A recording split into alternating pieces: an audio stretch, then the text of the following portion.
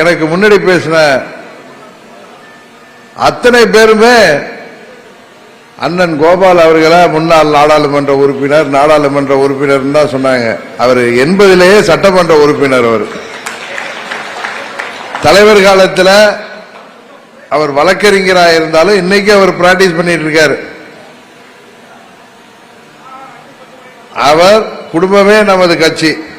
அவரது அன்பு மகன் தான் நமது தேர்தல் பிரிவு செயலாளர், 18 சட்டமன்ற உறுப்பினர்கள் ஒருவராக இருக்கிற NG பார்த்திபன்.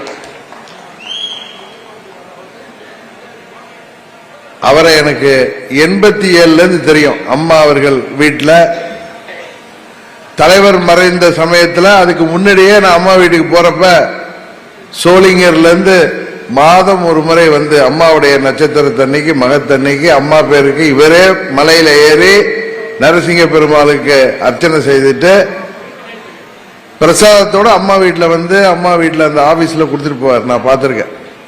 சில பேர் சும்மா யாரையும் அனுப்பி கூட அர்ச்சனை பண்ணிட்டு வருவாங்க. இல்ல, அவரே போயிட்டு வருவாரு. அம்மா மேல அவ்வளவு பிரியமானவர், அம்மாவிற்கு ஆதரவாளவர்.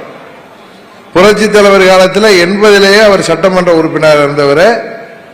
84ல் புரட்சி தலைவர் அமெரிக்காவில் இருந்ததுனால அப்ப உள்கட்சியில நடக்கின்ற சதியால அவருக்கு அந்த வாய்ப்பு கிடைக்காம அதை காங்கிரஸ் கட்சிக்கு தள்ளி விட்டாங்க. ஆனா தலைவர் வந்த உடனே அவரை டிட்கோல மெம்பரா போட்டாரு. அது மாத்திரம் இல்ல, இன்னொரு பதவி கொடுத்தாங்க. கூட்டுறவு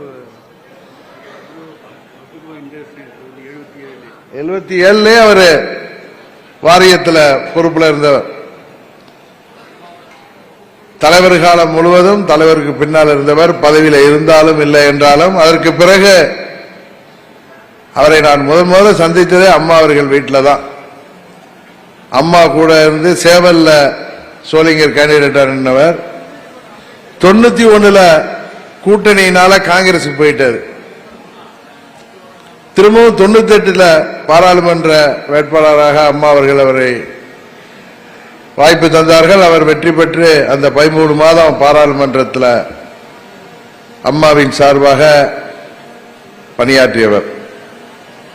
அவருக்கு பிறகு அவரது அன்பு மகன் பார்த்திபன்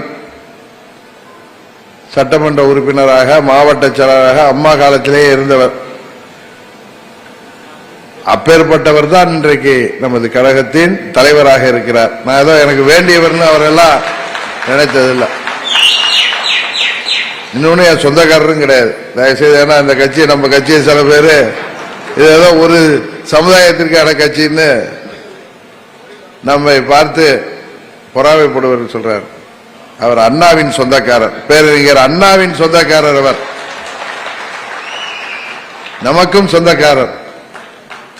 அண்ணன் கோபால் அவர்கள் பேசுறப்ப அவைத்தலைவர் சொன்னார். இல்ல, அவர் கட்சியோட தலைவர். அவர் நான் வேணா நிறுவனரா இருக்கலாம், ஆனா நீ கட்சியோட தலைவர் அவர் தான். நான் பொதுச் செயலாளர். ஏன்னா இப்பெல்லாம் தேர்தல் ஆணையத்தில் அவைத்தலைவர் அந்த பதவியெல்லாம் கிடையாது.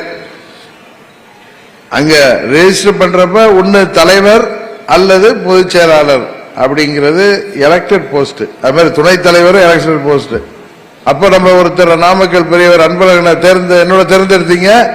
அப்போ ஒருவருக்காக தலைவர் பதவியை நம்ம காலியாக வைத்திருந்தோம். அது உங்களுக்கு தெரியும் அந்த கதையெல்லாம், சரிதானே?